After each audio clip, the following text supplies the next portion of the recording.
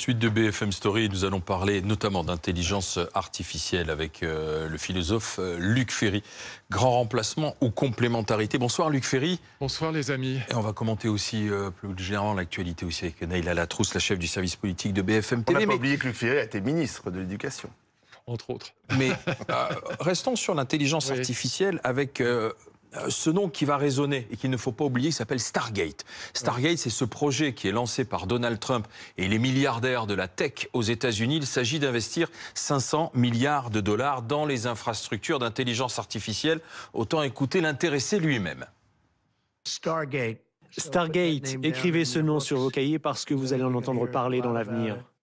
Une nouvelle entreprise américaine va investir au moins 500 milliards de dollars dans les infrastructures d'intelligence artificielle. Et ça très rapidement. Ça va créer quasiment 100 000 emplois américains. Alors cette déclaration provoque la première friction entre Elon Musk et Donald Trump.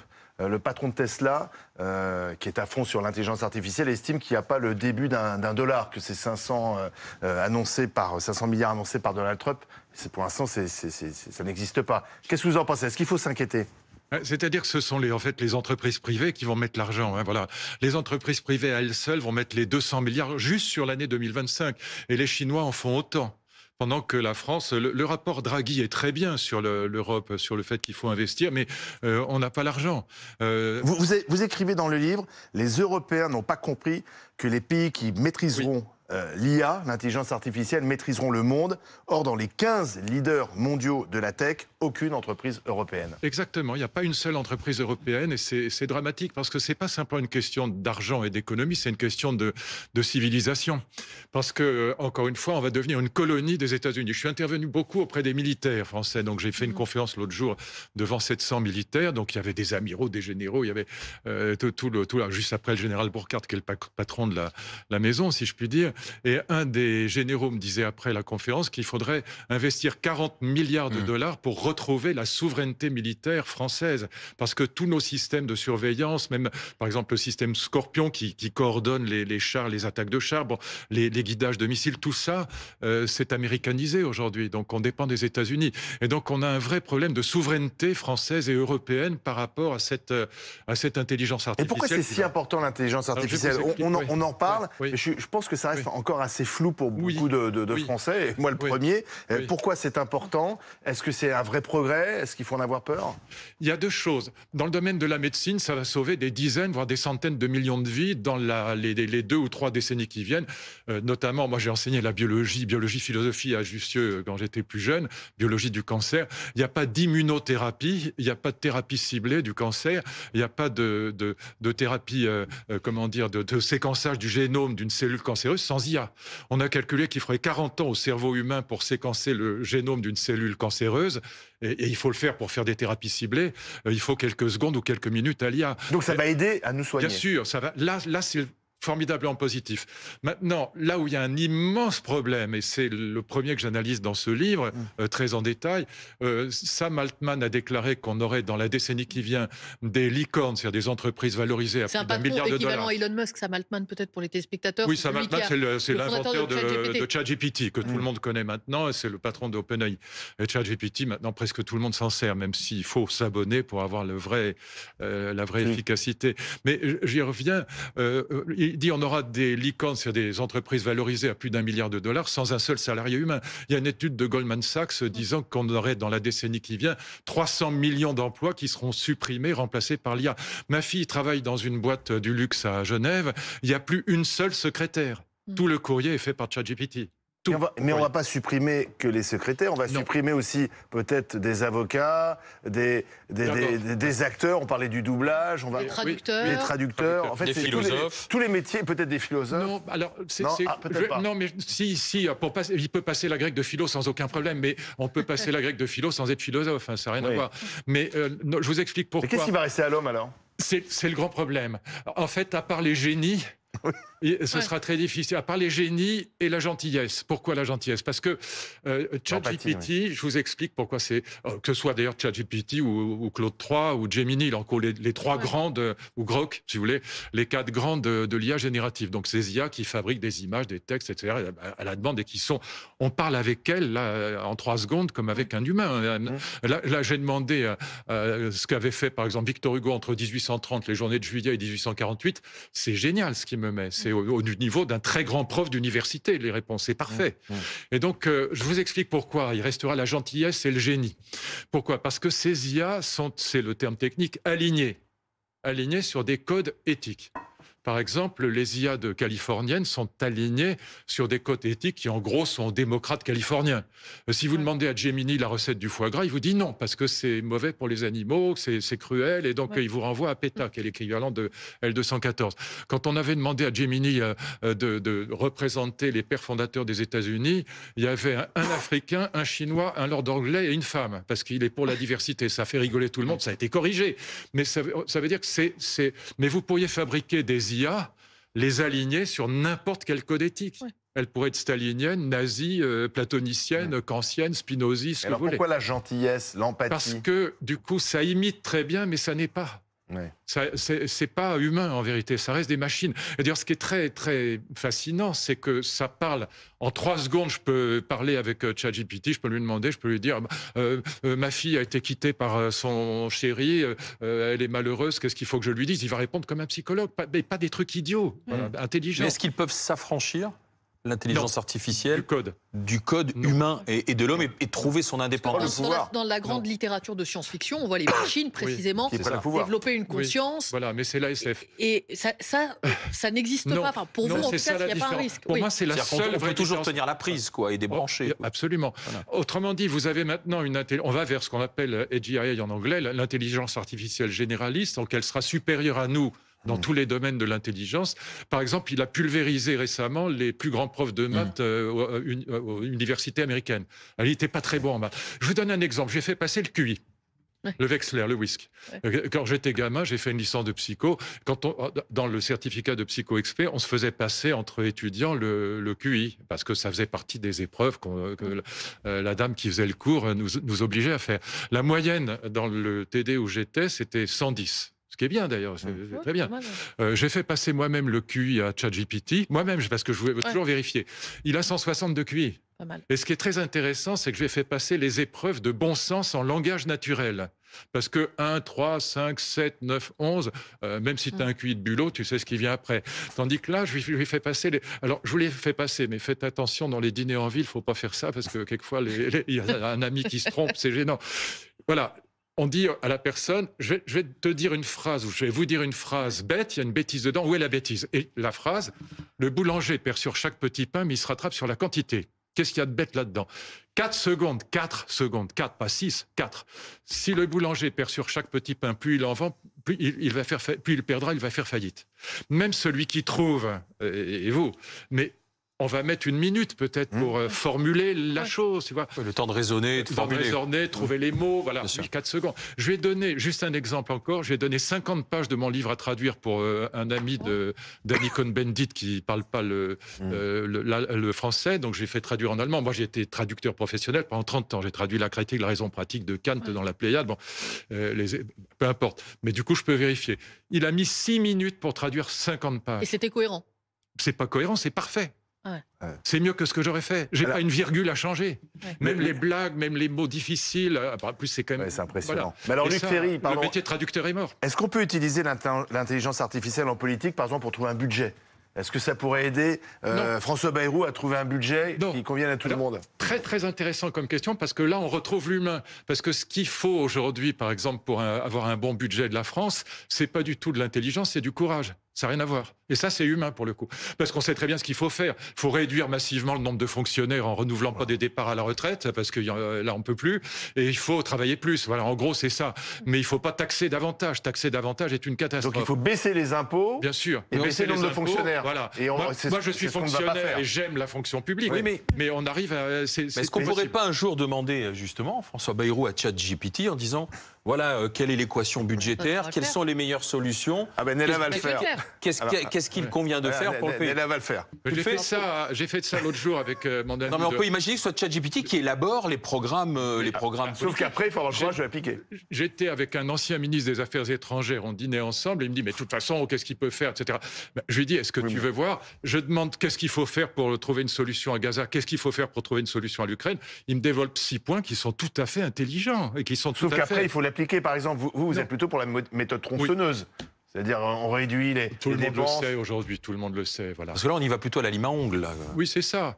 Mais ce qu'il ne peut pas faire, je ne veux pas être grossier, mais bon, la grève de couilles, ça ne prend pas toujours, quoi, pour dire les choses un peu brutalement. Oui, mais vous savez très bien que François Bayrou... Ça, il ne peut pas faire. Oui, mais il n'y a pas de majorité dans ce pays. Maintenant, on a 3 blocs. Désolé d'être un peu grossier. Non, mais on comprend. Luc, vous savez très bien, vous avez été aux affaires en quelque sorte, ministre, donc vous avez vu bien comment ça se passait. C'est-à-dire, même avec une majorité, c'est compliqué de réformer. Sans majorité, c'est pas possible. Et sans majorité, c'est pour ça que si on veut parler 3 secondes de politique, je ne peux pas jeter la pierre à Bayrou. Pourquoi? Parce que si on considère que l'essentiel, c'est la stabilité politique, mieux vaut avoir un mauvais budget et stabilité politique que d'avoir un très bon budget et puis de sauter à nouveau avec la censure. Donc on peut discuter de ça, je comprends. Mais ce que ChatGPT peut pas faire, c'est donner le courage aux hommes politiques. Ça, il peut pas le faire. Mais alors, Néla Latrousse... GTC, alors, il propose un plan en 4 points. Je vais vous lire que le premier, parce que c'est un peu long, c'est ça qui est intéressant. Le premier, c'est réduire les dépenses publiques, réforme des dépenses sociales, rationalisation de la fonction publique, réforme des retraites pour allonger progressivement l'âge légal de départ à la retraite, révision des niches fiscales, augmenter les recettes fiscales en luttant contre la fraude avec une fiscalité écologique qui augmente les taxes sur les activités polluantes, imposer davantage les géants du numérique qui réalisent des bénéfices importants en France mais ils payent peu d'impôts, et augmenter la fiscalité sur les successions et les patrimoines élevés. C'est intéressant parce qu'il y a à la fois des mesures plutôt de droite, mais aussi des mesures de gauche, notamment sur les successions. Oui. C'est dur en même temps. Ça, c'est macroniste, finalement, ChatGPT. Non, parce que globalement, les 5 premières mesures sont les bonnes. Voilà. Ouais. Mais simplement, ce qui est très intéressant, c'est qu'il ne faut pas oublier les prompts. Les prompts, c'est les questions supplémentaires. Je lui ai fait faire une disserte de philo, par exemple. Je lui ai dit, voilà, j'ai fait exprès de prendre un sujet borderline, sleazy, on dirait en anglais, pas politiquement correct. Voilà, il y a une guerre atomique, il ne reste plus qu'un homme et une femme sur la Terre. Ouais.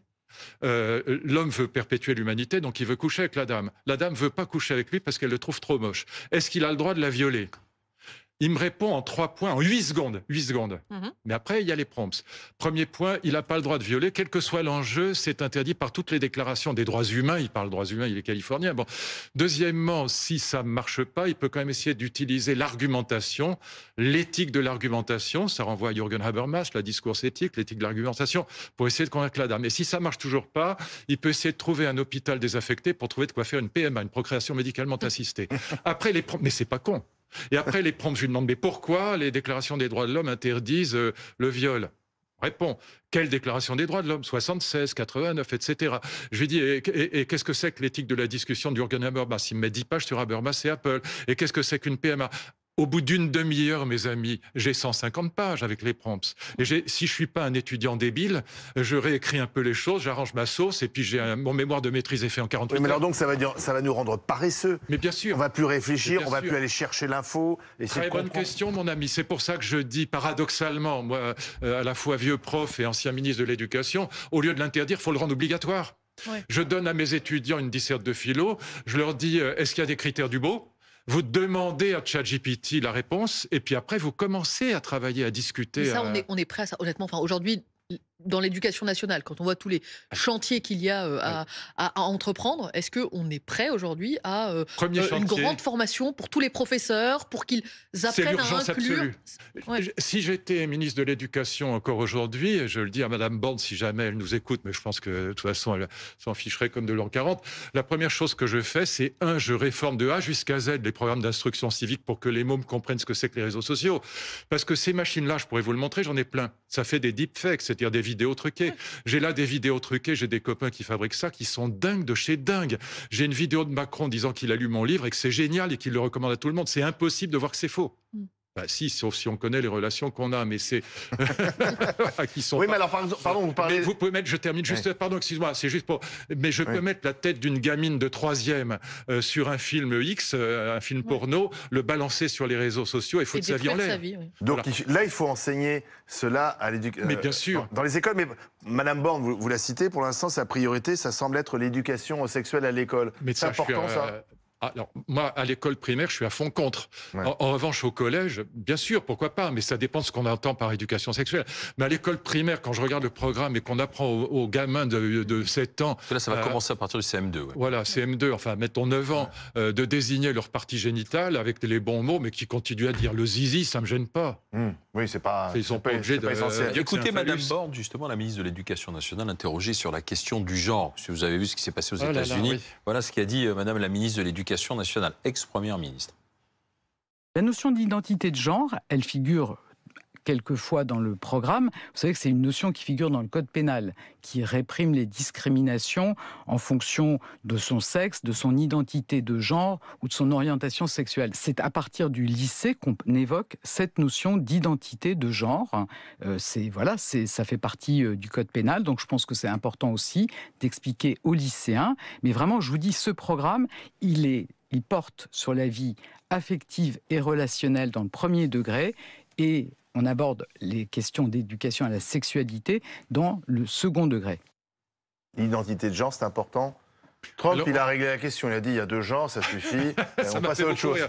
Moi, je viens d'acheter un portable, enfin un ordinateur.